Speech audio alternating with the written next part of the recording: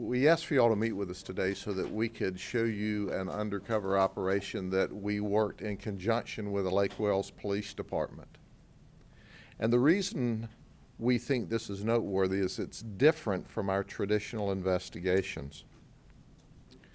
This all started when Lake Wales Police developed information that small, if you will, mom and pop stores were buying stolen product and counterfeiting, and they seemed to be under the radar. Well, the good news is we investigated 14 different stores across the county, and we only found 3 violators.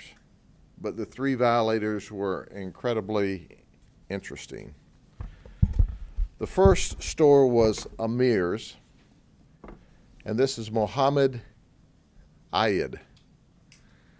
Now, what's interesting about Mohammed's store, our detectives said when they went in there in an undercover capacity and then to serve a search warrant yesterday, the place was absolutely, totally filthy. Filthy beyond belief.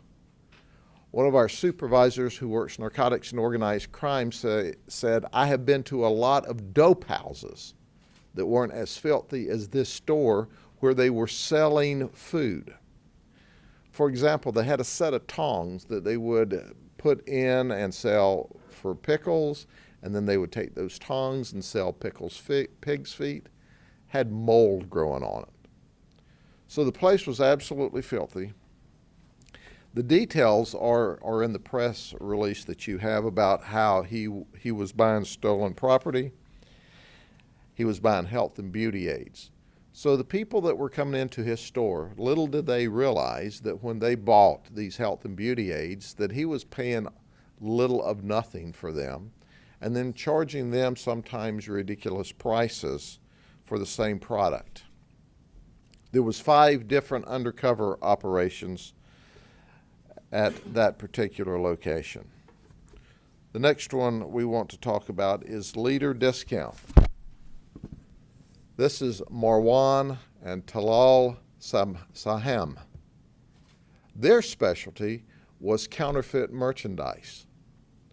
They would sell merchandise, for example, a pocketbook that was $50 or described as a designer bag for $50, that had it been an original would be a $5,900 bag.